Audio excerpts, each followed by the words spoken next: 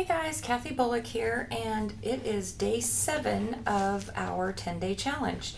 And I am going to now continue going through everything in opportunities.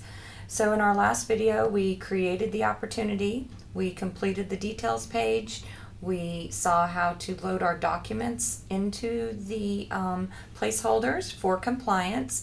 Now we're going to move on to the next 2 steps to get you paid.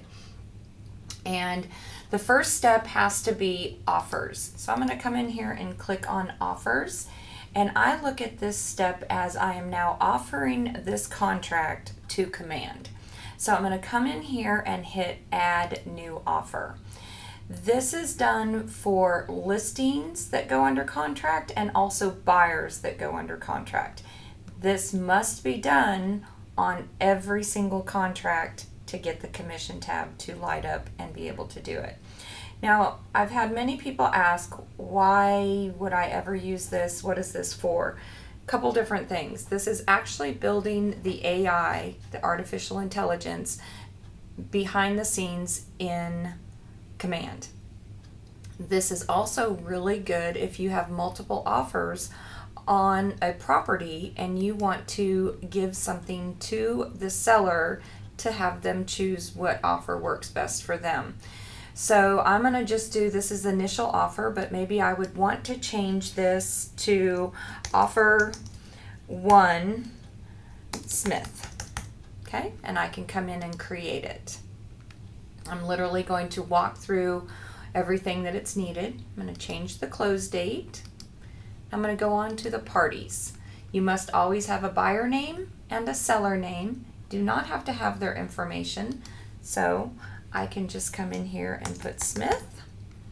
Must always have representation on the buying side and the selling side.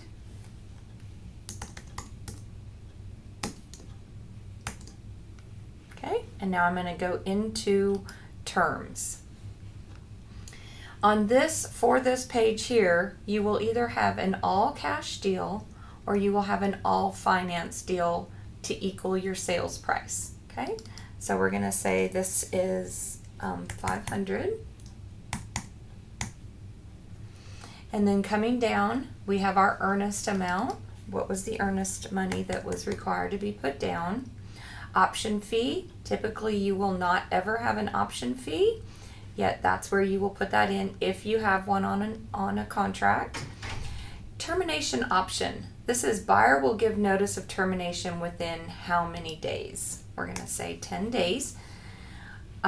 Seller cost. Seller would contribute how much to a residential contract? This is your home warranty, stucco warranty, any type of agreements that the seller has agreed to pay for, or that the buyer is actually asking for. Seller would contribute how much to settlement cost? So we're going to say, put in our settlement, our closing cost. And now we're going to go on to the agent analysis. Again, this is where it's going to be good if you are in a multiple offer situation. So you could put the pros of this offer, the cons of this offer, and then a summary around that. And then you can actually hit save. Okay, I'm not going to do that, but literally you're just going to type in there, and I'm going to hit save. So you can see that it brought up this one opportunity or this one offer that I have created.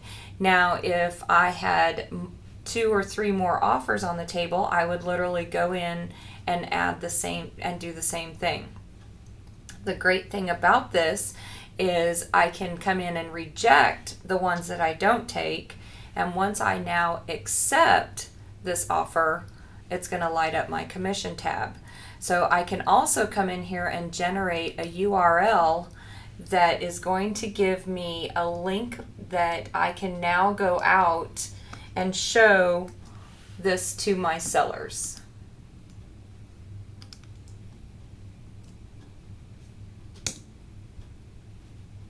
So literally it's going to take them to a page that looks like this, and if I would have filled in all of the information, it would have been giving them all of the information. I can come out here, complete this, and I can submit this offer. So this is something that's going to be really good moving forward, that you can actually get, it will actually be tied to your client via this URL, and they can see everything that's going on at any moment. So that makes it kind of nice. I'm going to go ahead and back out of here now. So I could copy this and enclose this into an email or just send it to them. Okay, so I'm going to go ahead and accept this offer. Now you saw that I could have filled in this generate the offer. So let's go out here now and see, because I accepted that offer,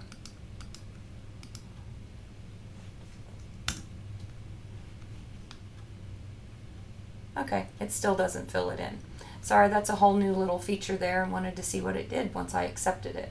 But this is going to be really good because you can actually start filling in this information, and it's going to give the information to your seller or buyer. And it's just literally, you can fill in everything, and it's building out so they have a clear picture of what everything is.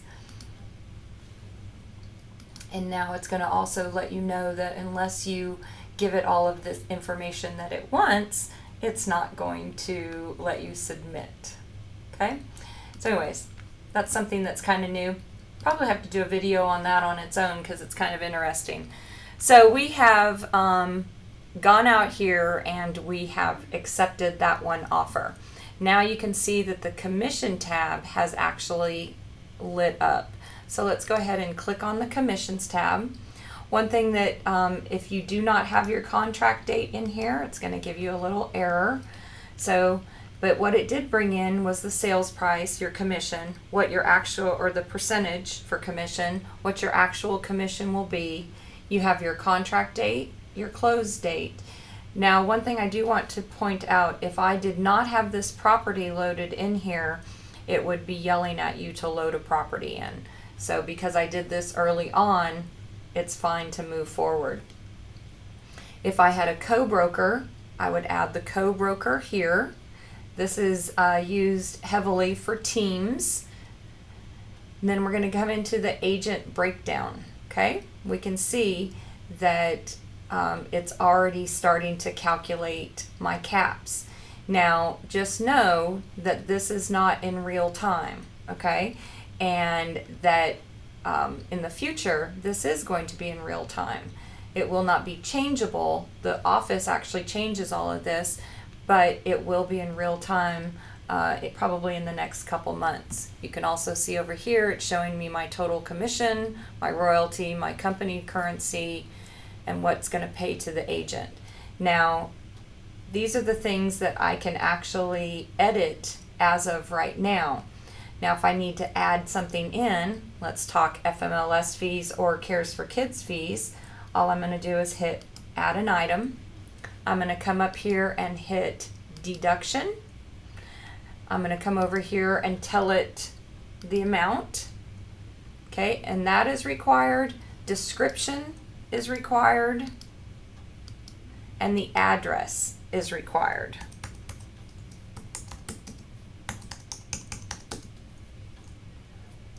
Okay, so I can put the address in there and a phone number. And then I can hit add. And what you'll see is it's actually added the FMLS fee down here for the amount. If I had it wrong, I can edit it or I can delete it. It also added in a deduction over here. Now, the same process will go for if I am doing Cares for Kids donation. I'm going to come in and do a deduction, do the amount. I can then just come down here and say Cares for Kids. Same over here. Come down, add in the address.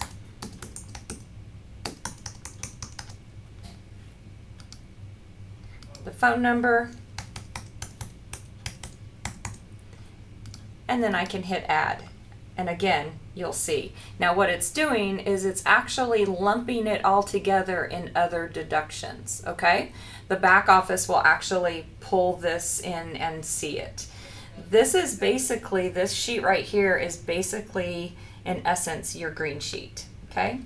Now let's talk inside referral. This will be for anybody within our market center, within our 4 walls here at Sugarloaf. So I'm going to do, we're going to scroll down and I'm going to see inside referral. I'm going to come in here and give it amount. I can come over here and now select the agent. So this is really good if you have PC coaching. This is where you would then put this in here. Okay? And I can add it. Now the same will go for an outside referral. The only difference is that it's going to actually be a percentage typically, and or you can actually do a flat fee also. Looks like we're having a little spinning fun this morning. And it is Tuesday, so it is deploy day, so we may have some issues with command. So I will also go in and add, from here, I would add in my outside referral if that's what I needed to do. Let's give this a little boost here. Okay, so I'm in my commissions tab and it does not look like it added in. So let's try that one again. I'm going to go ahead and add. We're going to do an inside referral.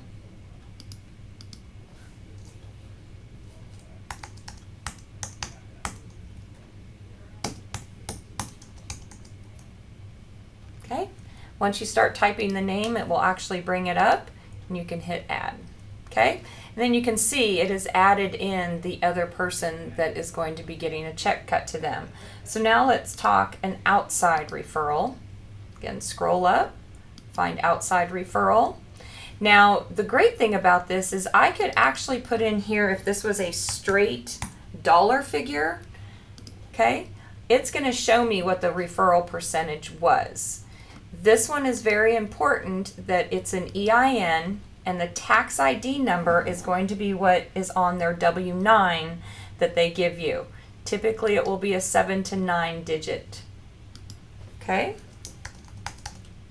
Test. What's the agent's name? What's the address for the location?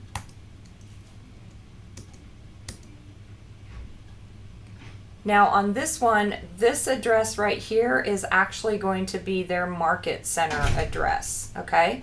So this, you'll have the broker's name, the agent name, because once the check is cut, it will then get sent. So you'll want to have this physical address here.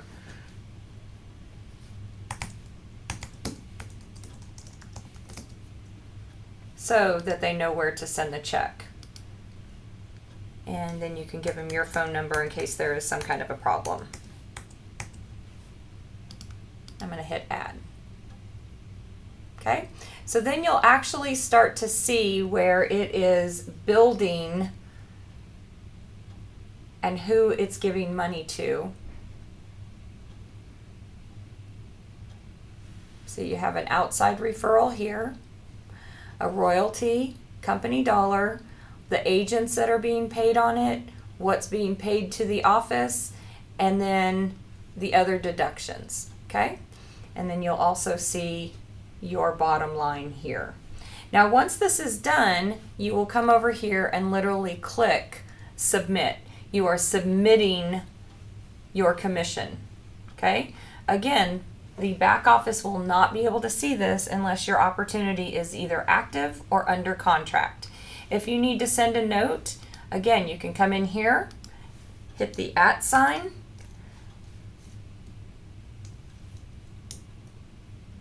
actually these are just personal notes. This will not be a note. So if you just want to leave a note that referral for Bobby, and then you can add your notes in there and you will see your notes right there. You can also edit these and delete these. Okay. Also up here on the top, We have another place that you can leave notes. You can give it a title and a description, and it'll be within that opportunity. And then also a timeline.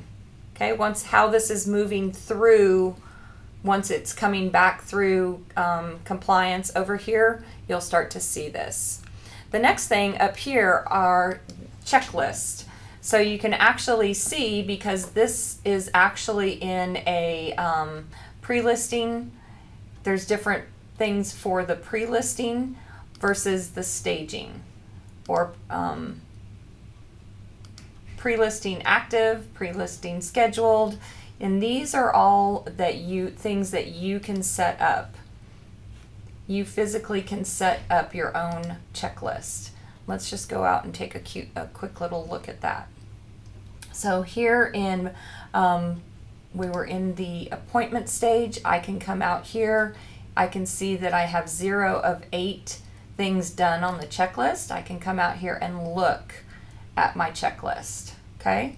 And there's checklists available either online, or please feel free to reach out to me and I can share with you the checklist that people have been so gracious to share with me. And you can also come in here and edit your stages. So right here, maybe you have a different plan for when you are in an appointment and you want to add a new stage. Maybe I want to add in call photographer. Okay, what is the probability of you closing because you've done this step? We'll just keep it at 4, and I can then add another item. Okay, I can just go ahead and save this. So maybe after the scheduling scheduled kept, I can call the photo guy because I know we're then going to move into the next probable stages. So I just want you to see how you can actually set up, and then you can come over here and you can create, so create client folder, add a contact information, add to follow-up plan. I can add more items here.